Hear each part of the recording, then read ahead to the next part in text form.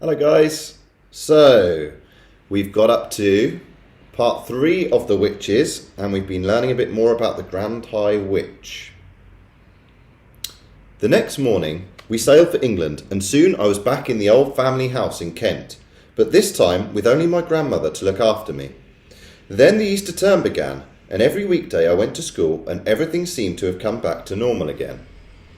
Now, at the bottom of our garden there was an enormous conker tree, and high up in its branches, Timmy, my best friend, and I had started to build a magnificent tree house.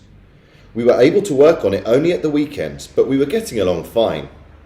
We had begun with the floor, which we built by laying wide planks between two quite far apart branches and nailing them down. Within a month, we'd finished the floor. Then we constructed a wooden railing around the floor, and that left only the roof to be built. The roof was the difficult bit.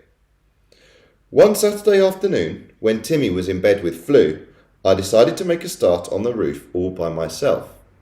It was lovely being high up there in that conker tree, all alone with the pale young leaves coming out everywhere around me.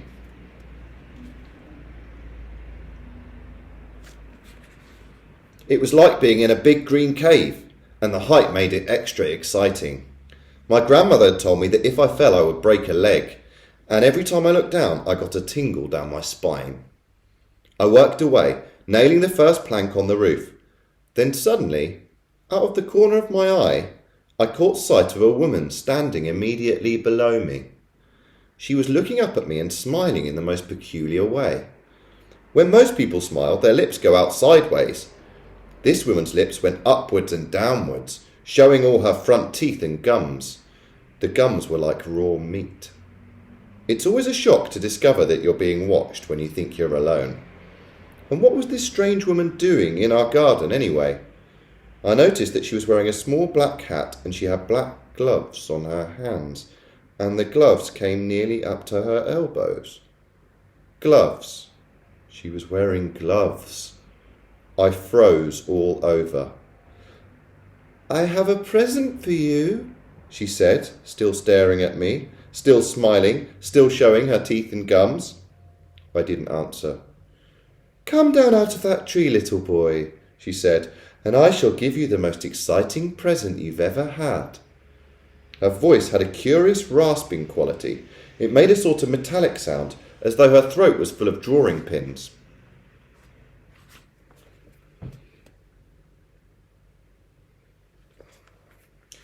Without taking her eyes from my face, she very slowly put one of those gloved hands into her purse and drew out a small green snake.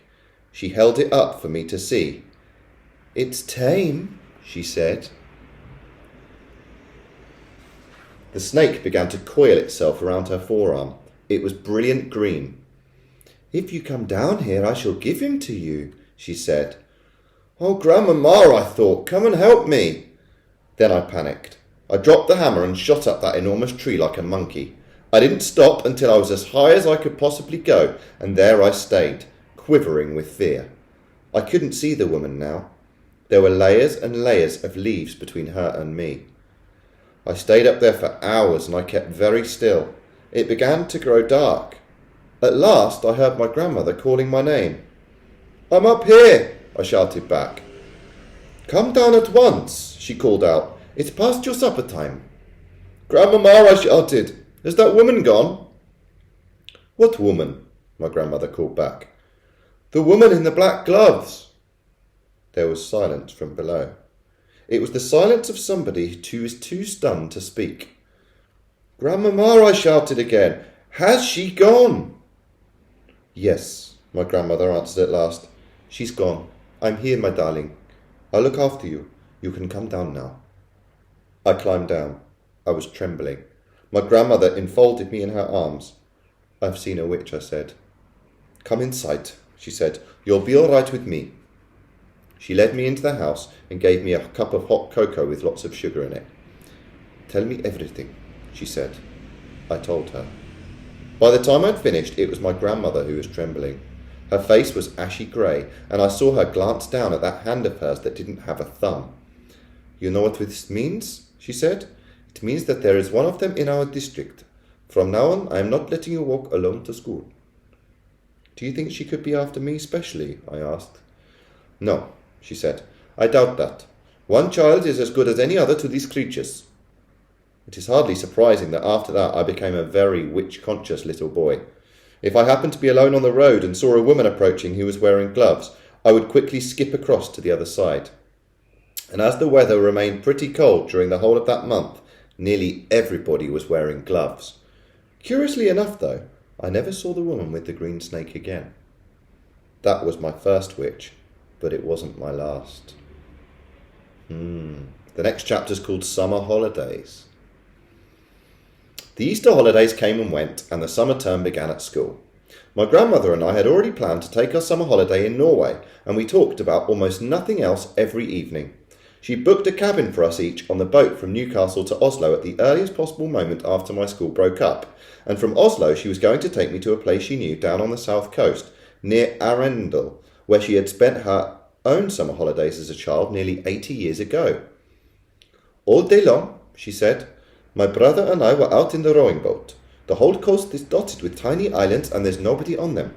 We used to explore them and dive into the sea of the lovely smooth granite rocks. And sometimes on the way out we would drop the anchor and fish for cod and whiting, and if we caught anything we would build a fire on an islet and fry the fish in a pan for our lunch. There is no finer fish in the world than absolutely fresh cod. What did you use for bait, Grandmama, when you went fishing? Mussels, she said. Everyone uses mussels for bait in Norway. And if we didn't catch any fish, we would boil the mussels in a saucepan and eat those. Were they good? Delicious, she said. Cook them in seawater and they are tender and salty. What else did you do, Grandmama? We used to row out and wave to the shrimp boats on their way home, and they would stop and give us a handful of shrimps each. The shrimps were still warm from having just been cooked, and we would sit in the rowing boat peeling them and gobbling them up. The head was the best part. The head, I said. Just squeeze the head between your teeth and suck out the inside. It's marvellous. You and I will do all these things in this summer, my darling, she said. Grandmama said, I can't wait. I simply can't wait to go. Nor can I, she said. When there were only 3 weeks of the summer term left, an awful thing happened. My grandmother got pneumonia. She became very ill, and a trained nurse moved into the house to look after her. The doctor explained to me that pneumonia is not normally a dangerous illness nowadays because of penicillin, but when a person is more than 80 years old, as my grandmother was, it was very dangerous indeed. He said he didn't even dare to move her to hospital in her condition, so she stayed in her bedroom and I hung about outside the door, while oxygen cylinders and all sorts of other frightening things were taken into her. Can I go in and see her? I asked. No, dear, the nurse said, not at the moment. A fat and jolly lady called Mrs. Spring, who used to come and clean our house every day, looked after me and cooked my meals. I liked her very much, but she wasn't a patch on my grandmother for telling stories. One evening, about 10 days later, the doctor came downstairs and said to me, You can go in and see her now, but only for a short time. She's been asking for you. I flew up the stairs and burst into my grandmother's room and threw myself into her arms.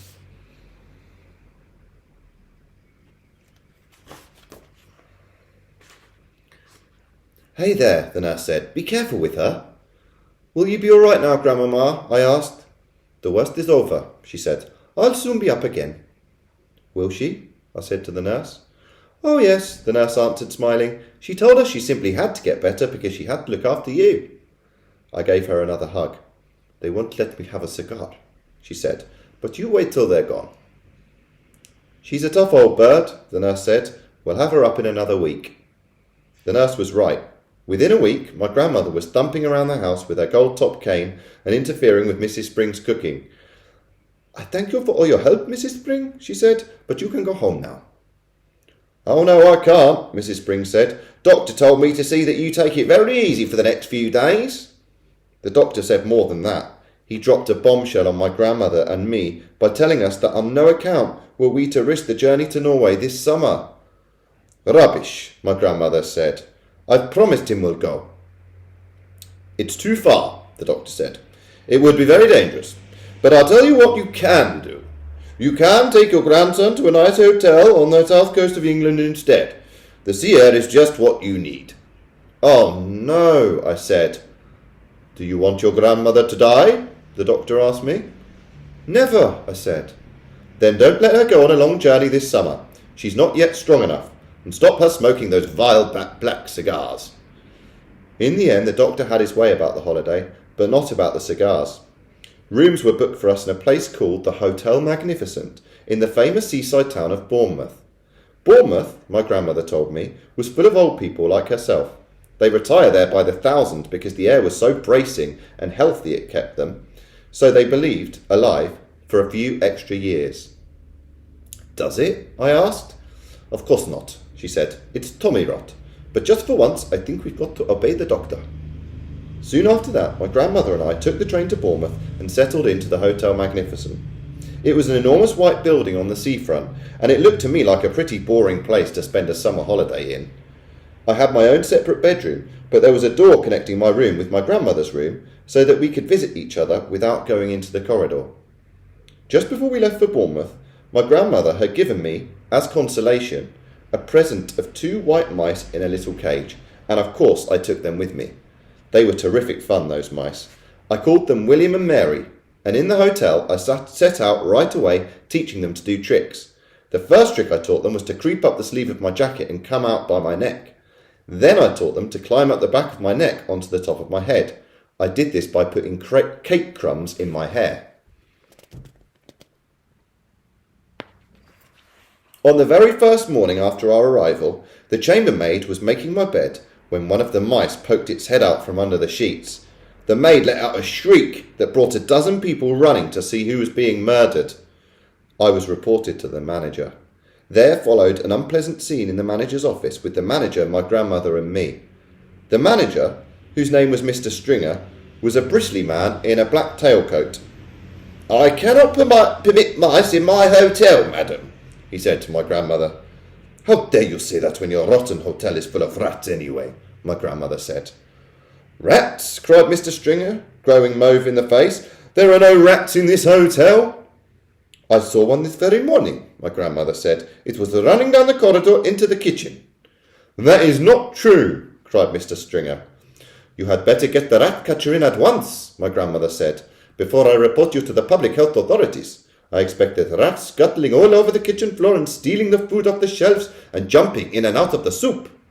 "Never!" cried Mr. Stringer.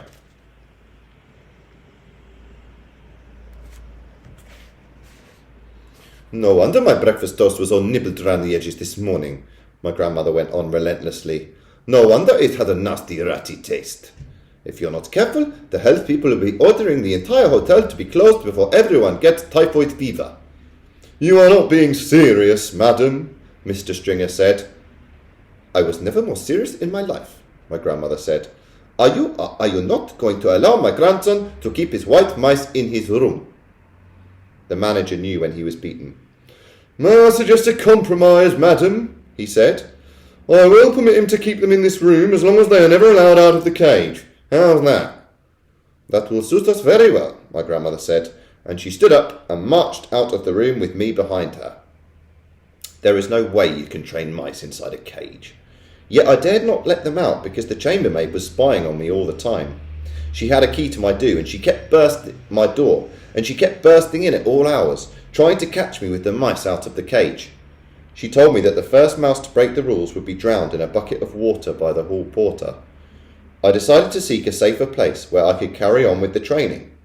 There must surely be an empty room in this enormous hotel. I put one mouse into each trouser pocket and wandered downstairs in search of a secret spot.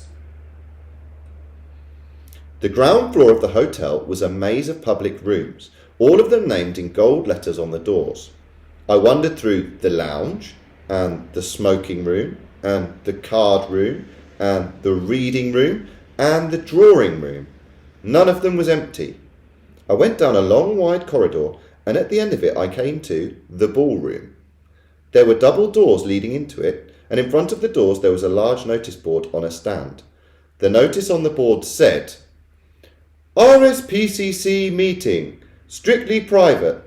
This room is reserved for the annual meeting of the Royal Society for the Prevention of Cruelty to Children." The double doors into the room were open. I peeped in. It was a colossal room. There were rows and rows of chairs, all facing a platform. The chairs were painted gold, and they had little red cushions on the seats, but there was not a soul in sight. I sidled cautiously into the room. What a lovely, secret, silent place it was. The meeting of the Royal Society for the Prevention of Cruelty to Children must have taken place earlier in the day, and now they'd all gone home. Even if they hadn't, even if they did suddenly come pouring in, they would be wonderful, kind people who would look with favour upon a young mouse trainer going about his business. There's the boy looking through the doors of the ballroom. At the back of the room there was a large folding screen with Chinese dragons painted on it. I decided, just to be on the safe side, to go behind this screen and do my training there. I wasn't a bit frightened of the prevention of cruelty to children people, but there was always a chance that Mr. Stringer, the manager, might pop his head around the door. If he did, and if he saw the mice, the poor things would be in the hall porter's bucket of water before I could shout stop. I tiptoed to the back of the room and settled myself on the thick green carpet behind the big screen. What a splendid place this was, ideal for mouse training. I took William and Mary out of my trouser pockets. They sat beside me on the carpet, quiet and well behaved. The trick I was going to teach them today was tightrope walking. It's not all that difficult to train an intelligent mouse to be an expert tightrope walker, provided you know exactly how to go about it. First, you must have a piece of string. I had that. Then you must have some good cake. A fine currant cake is the favourite food of white mice. They are dotty about it. I had brought with me a rock cake which I'd pocketed while having tea with Grandmama the day before. Now, here's what you do. You stretch the string tight between your two hands, but you start by keeping it very short, only about 3 inches. You put the mouse on your right hand and a little piece of cake on your left hand. The mouse is therefore only 3 inches away from the cake.